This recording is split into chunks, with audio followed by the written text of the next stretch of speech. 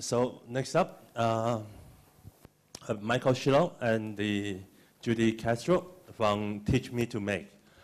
They teach people how to make things out of the recycled materials, and welcome. And also for this one, they will also have some demonstrations.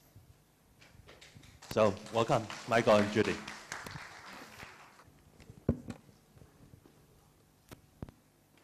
How's this working? Hi, thanks for that kind introduction.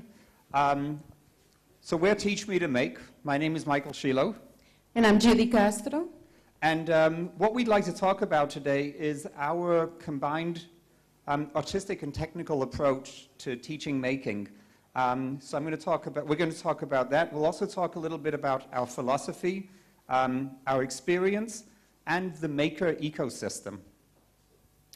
Our philosophy is about collaboration, diversity, about teaching, encouraging teaching, and that everyone can make something.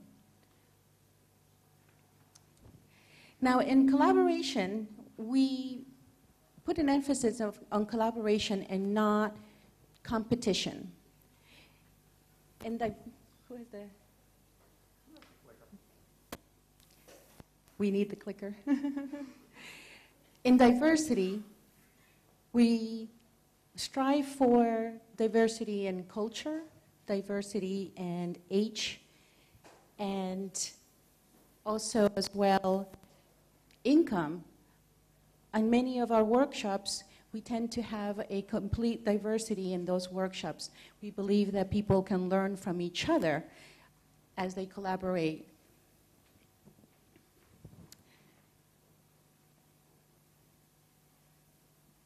There's diversity here. We're showing somebody who's about 15 years old and working with a group of people who are much older. We seem to experience a very unique collaboration when we have a young and old in one room, and their ideas grow and their expectations are actually very interesting to see what happens after the workshop, how they communicate those ideas to each other. So, there is collaboration again.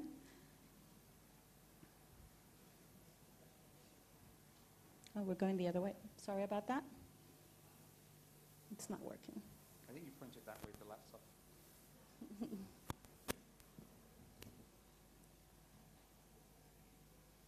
Encouraging self-teaching.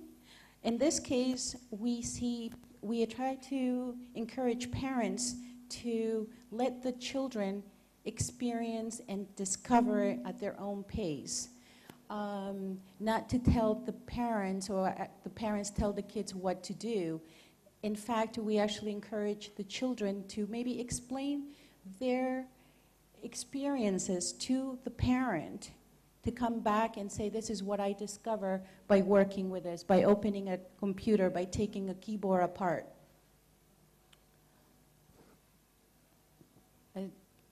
Different ages collaborating, working together. Sometimes the kids, younger kids, can actually teach technology to the older people who may be lacking on those skills, and older people helping the younger kids with some technical or other skills that they could share.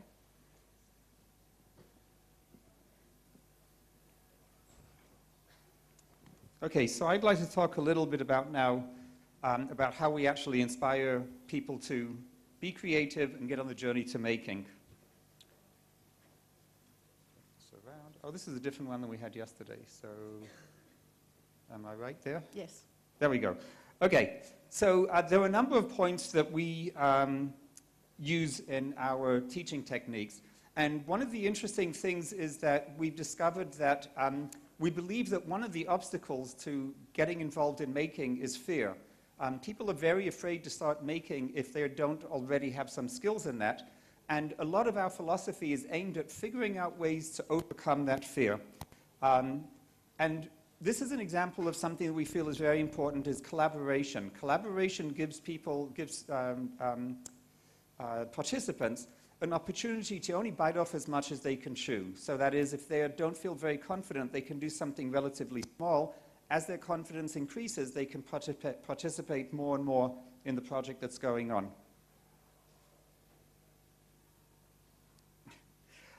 Another part of our philosophy is trying to show examples of a low-fidelity construction technique. Things shouldn't be precious. We shouldn't oops, that wasn't me. It's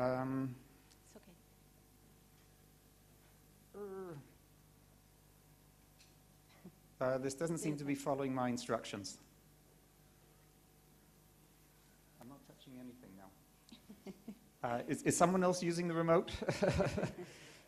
Okay, now I'm back where I wanted to be. Okay, sorry, I'm a little disoriented now.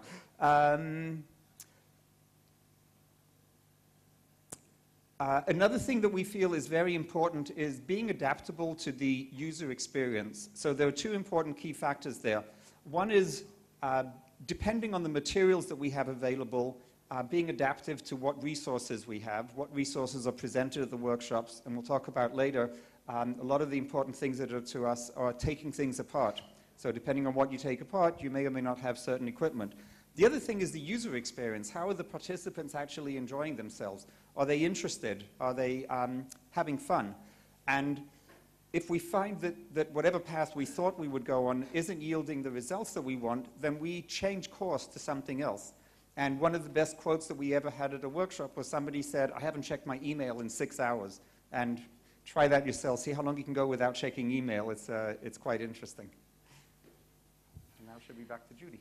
Inspiration spaces. We believe that creating a space and environment is important. Without those spaces, hacker spaces, maker faire, there wouldn't be this innovation. Whether it is using low tech, high tech, there's still the need of those spaces for children, for grown-ups, for people with any background to come together, collaborate, put their ideas together, and see what happens. There's no goal to it. It's just the exploration of what happens when we get a group of people doing something like this. Now, in the Bay Area, we're from San Francisco, we have quite a unique environment. We are actually surrounded by many things, like this is a piece I was part of in 2006. It was a Burning Man piece. We got together many artists, people from all different backgrounds. Some of them were artists, some of them were technologists, some people that never touched anything related to sculpture. We created this piece not knowing how we were going to do it. We did not know electronics. We did not know programming. However, this piece is not just metal and flames, but it also has hydraulics, has 50 LEDs illuminating the underneath the spine of the snake, hydraulics, fire, and liquid fuel. We did not know how to figure out all these things to happen at the same time. So we reached out to some few friends and Googled how we can do this. So around 2006, I discovered Arduino, and everything is running on Arduino. The first time I figured out what Arduino was, we put it on the piece the same day. We went and bought one, and we installed it, and we tried to figure out what happened. We created this piece in probably 6 months. It's going back to Burning Man this year, so if you guys are attending, you'll see this piece. Now, this is my representation of the Bay Area, of how we are in the Bay Area. We are lucky to have Burning Man, Make Magazine or Maker Faire, a group of collaboration of artists that we are holding on to many of our ideals. Collaborative spaces, and of course Silicon Valley. I believe that we are in a unique space, a unique part of the Bay Area, to sort of bring people from different backgrounds to collaborate, to work together for the sake of art, for the sake of innovation, to learn as we make something. Not knowing how to make it, it's part of that.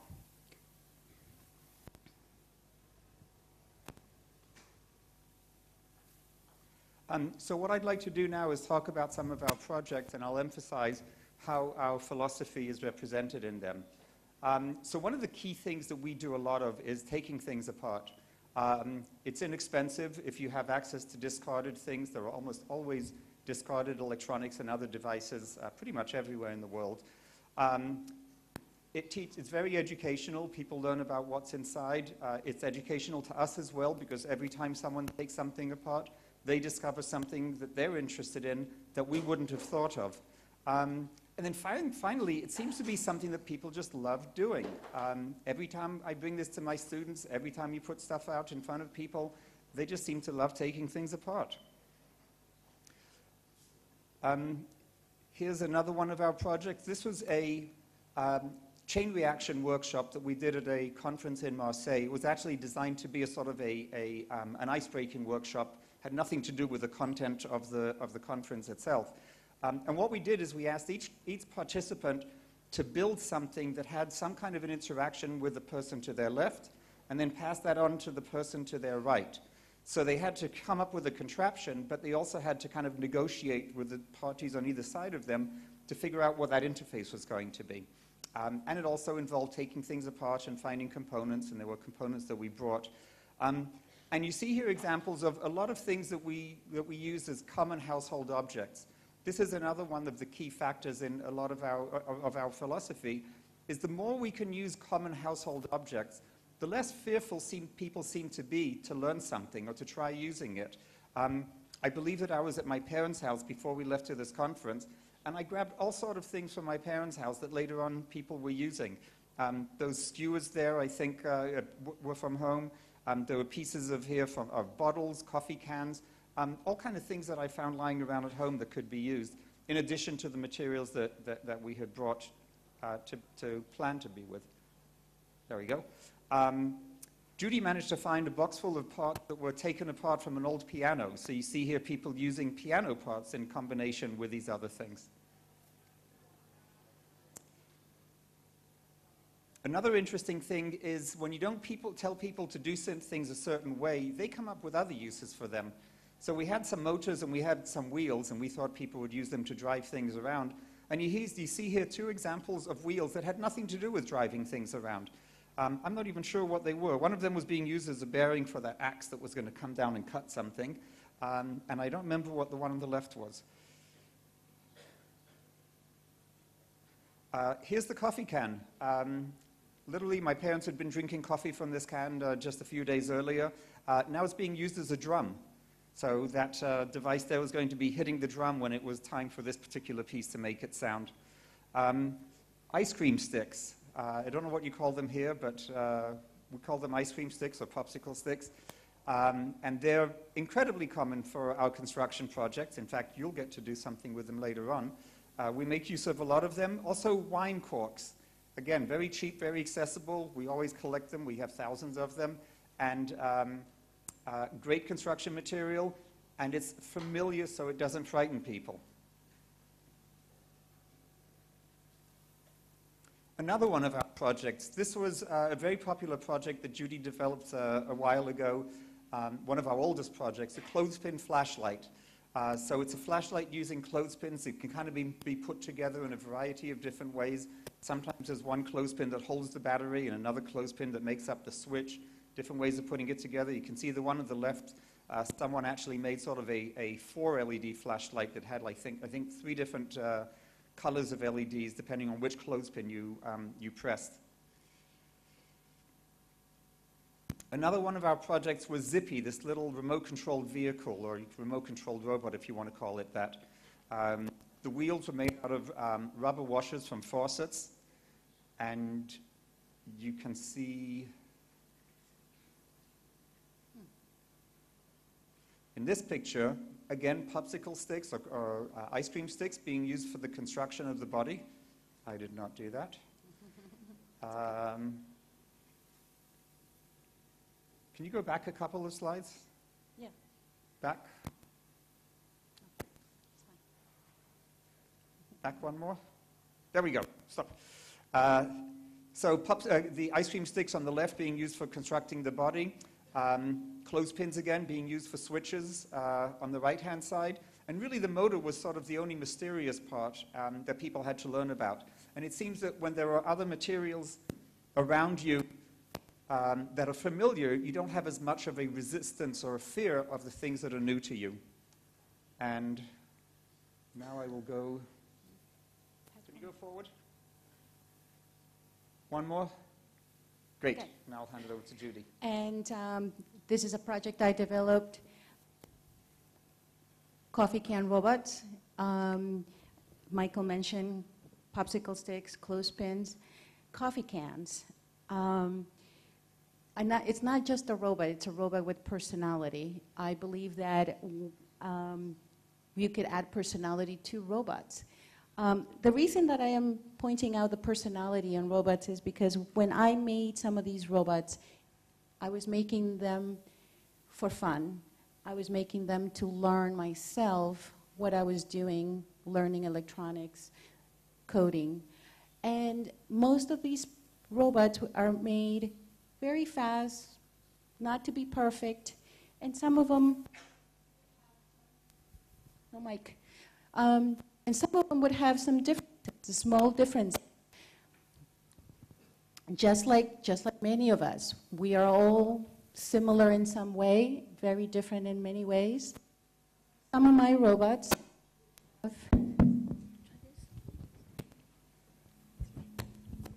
hello? Okay, some of my robots would have these differences, such as a wheel is slightly tilted to an angle and would have a very unique way of walking around or rolling around. Some other ones would have parts that would just work different. I mean, even using the same motors, every robot has the same parts just arranged differently, but some of these motors would be acting different. Some of them were faster, some of them were a little slower. Some LEDs were brighter, and some of them were just dim. All the parts came from the same company, ordered from the same place. However, these differences in the parts made the personality that I was able to capture and started creating more and more robots. We have Charlie Chaplin. Charlie is the one that the wheel is slightly off or slightly to the angle, and so he has a little bit of a limp, just like Charlie Chaplin. Carmen Miranda. The code for the wheels is timed in a way that when she walks, she actually shakes her maracas. So I started adding these little bits of personality to robots, not only for fun and be able to transcend the materials in a way that is not just a robot that does one specific thing, or it's, you know, perfect. It's meant to be the opposite. It's meant to be unique. The 2.0 construction, I did a lot of prototyping for those to shorten the time of construction during workshops. They're laser cut, Arduino, and basic electronics.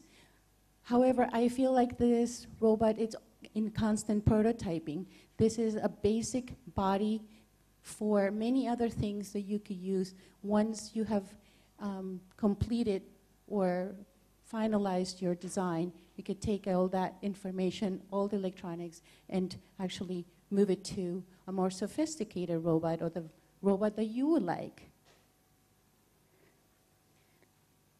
Next slide, please.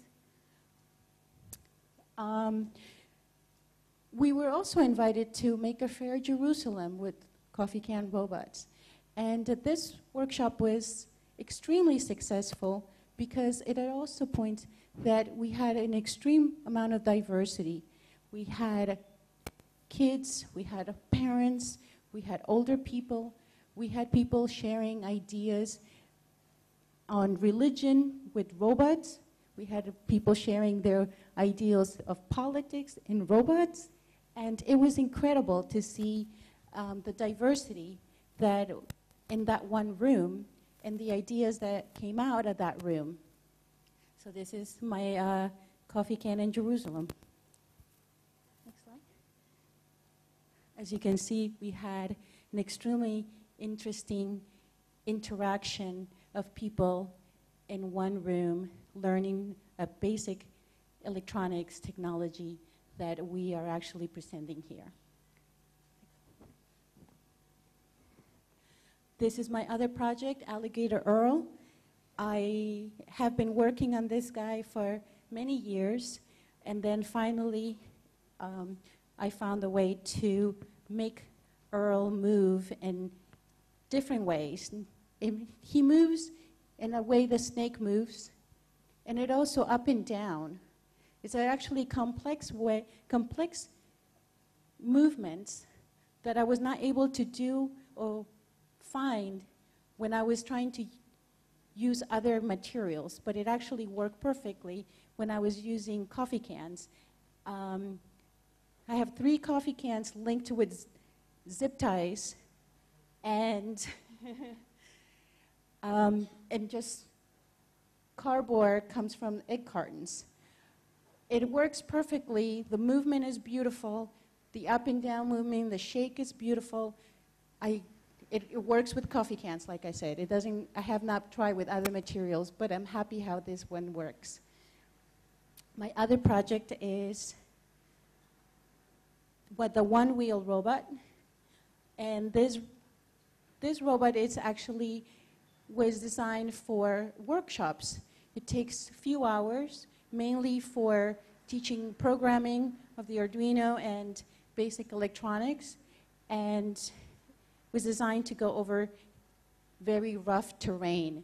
And if you can see, the one wheel has a bump glued on top of the wheel on an angle, and actually can go over a lot of obstacles just with that one wheel. Next one. Okay, so what I'd like to talk a little bit of some of our events. Dale was kind enough to invite us 10 years ago to the very first Maker Faire to put together something, a name that he came up with actually, Make Play Day. And we had about 5 tons worth of electronics, worth of discarded components that could be used to assemble things with. So we incorporated the elements of taking things apart. We incorporated using all kind of whimsical material. And the other thing was we had a huge amount of space. So whole families could sit down. Very often there was one person who would get interested in making. The others would say, oh no, we're not makers, we don't know how to do anything. But because they were sitting there, because the materials were all around them, they'd get interested, they'd get curious, they'd start playing with stuff. And pretty soon they were making as well. Next slide, please. Here's an example of some of the taking apart and